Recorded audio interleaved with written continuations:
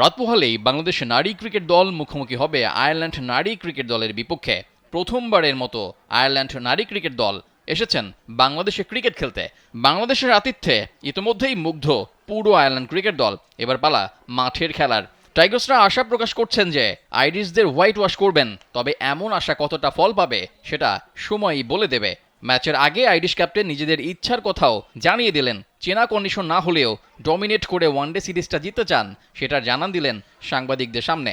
This series is very important for us. I think Bangladesh are a team that we've been really competitive with over the years, so we're really looking forward to coming up against them again. It's been a while since we've played them, and we're taking great confidence from the summer with our success against Sri Lanka and England, and we're ready to dominate this series. এলো vision মুশকিল আসান offer. যে কোনো ব্র্যান্ডের পুরনো fridge নিয়ে চলে আসুন vision শোরুমে আর নিয়ে যান নতুন ভিশন ফ্রিজ 20% পর্যন্ত ছাড়। প্রথমবারের মতো আইরিশ নারী ক্রিকেট দল বাংলাদেশে এসেছে। তারা বাংলাদেশের সাথে, বাংলাদেশ নারী ক্রিকেট দলের সাথে ওয়ানডে এবং টি-20 সিরিজ খেলবেন। আমার ঠিক পেছনে তারা প্র্যাকটিস করছেন এবং একদম সিরিয়াস মুডে প্র্যাকটিসটা আসলে হচ্ছে তাদের। আর দেখতেই পাচ্ছেন বাংলাদেশি কিছু বয়সভিত্তিক ছেলে ক্রিকেটার, তাদেরকে নেট বোলার হিসেবে ব্যবহার করছেন আইরিশ নারী ক্রিকেটাররা এবং সিরিয়াস মোডে তারা প্র্যাকটিস করছেন।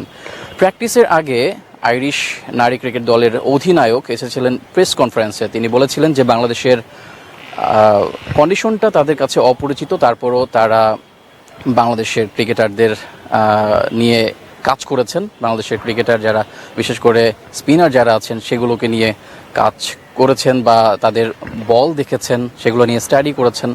এবং আপনি যদি লক্ষ্য করে থাকেন, আইরিশ নারী ক্রিকেটাররা কিন্তু পুরোটা সময়ই স্পিনে ফোকাস দিয়েছে, অর্থাৎ স্পিন বলটা খেলার একটা অনুশীলন পুরো সময় আসলে দেখা গেছে। তো তার মানে বোঝা যাচ্ছে যে তারা স্পিনটাকে একটু ঝালাই করে নিচ্ছেন, যেহেতু বাংলাদেশের স্পিনাররা ভালো ক্রিকেট খেলছে।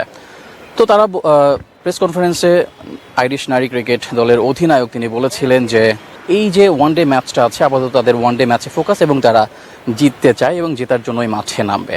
এই আইরিশ নারী ক্রিকেটাররা কিন্তু কিছুদিন আগে ইংল্যান্ডের নারী ক্রিকেটারদের হারিয়েছেন এবং বলাই যায় বাংলাদেশের জন্য অবশ্যই এরা একটা বড় দল এবং আইরিশ ক্রিকেটাররা যে বাংলাদেশের সাথে ভালো একটা প্রস্তুতি নিয়ে মাঠে নামবে এবং বাংলাদেশকে হারানোর একটা প্রত্যয় তারা মাঠে নিয়ে নামবে, দেখার বিষয়। বাংলাদেশের নারী ক্রিকেটাররা তারা কতটা নিজেদেরকে মেলে ধরতে পারে এবং এদের বিরুদ্ধে কিভাবে রুখে দাঁড়াতে পারে, এটাই দেখার বিষয়। মিরপুর শেরে বাংলা ক্রিকেট স্টেডিয়াম থেকে রেজাউল করিম, কালবেলা।